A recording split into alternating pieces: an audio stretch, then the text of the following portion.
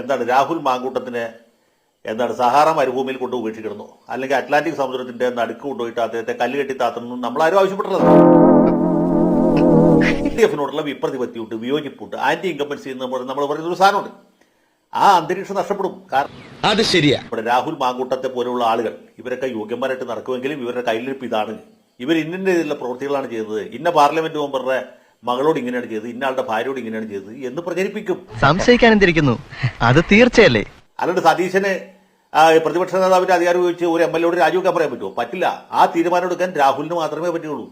ഞാൻ പോകൂല. രാഹുൽ രാജിവെക്കുകയില്ല എന്ന് ഉറപ്പായതുകൊണ്ട് അദ്ദേഹത്തെ പ്രാഥമിക അംഗത്വത്തിൽ നിന്ന് സസ്പെൻഡ് ചെയ്തു. ഇത് അരിയാഹാരം കഴിക്കുന്ന എല്ലാ ആൾക്കാർക്കും അറിയാം. അരിയല്ല, ഗോതമ്പും ചോളവും കഴിക്കുന്ന ആളുകൾക്ക് വരെ മനസ്സിലാവും ഇക്കാര്യം പുറത്ത് ആരോടും പറയരുത്, എനിക്കത് ക്ഷീണ എന്താ സംഭവത്തല്ലേ. ഞാൻ ഒരു കാര്യം പറയാം, ഷഫീറിനോട് സ്നേഹപൂർവ്വം ഞാനൊരു ചോദ്യം ചോദിക്കട്ടെ.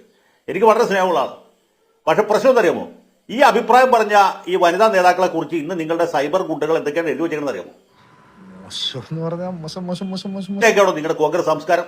ഇതൊക്കെ നാട്ടുകാർ കണ്ടോണ്ടിരിക്കല്ലേ?